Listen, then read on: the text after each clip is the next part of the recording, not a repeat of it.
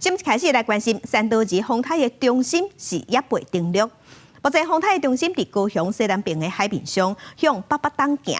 暴风圈已经包含彰化以南、南投、花莲、台东和澎湖，开始对新竹以南、宜兰造成威胁。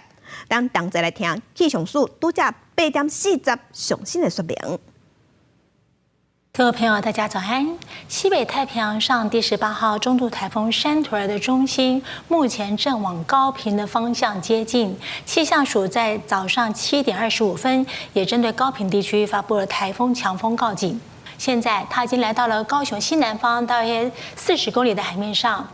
我们预估它会往东北的方向，在中午前后在南部地区登陆，进入陆地以后，强度会迅速的减弱。清晨，我们已经针对小琉球发布了台风强风告警讯息。在7点半左右，小琉球也观察到了12级的强阵风。也就是说，从昨天到现在，彰化以南的地区、台中到桃园的沿海地区、台东沿海地区、绿岛、兰屿、澎湖、金门、马祖以及恒春，都普遍已经观测到11到13级的强阵风。今天除了台风环流一直在影响，我们可以看到迎风面的东半部地区不断的一直还是有这样的强回波移进，造成短延时的强降雨。这种短延时强降雨可能瞬间会带来1小时80-90毫米的降雨。今天在整个东半部地区、南部地区都还是这样的下。这是今天到晚上8点的累积降雨的资料。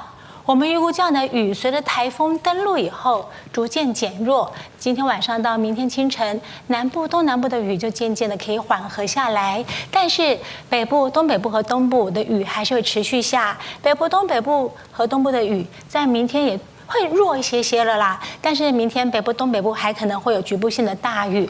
今天在台北山区、新北市、基隆北海岸东半部地区，一直到云林以南的地区，还有绿岛、兰屿以及澎湖，会出现局部性的豪雨，尤其在基隆北海岸、台北山区、花莲的山区、台南、高雄地区和屏东山区会有局部性的大豪雨。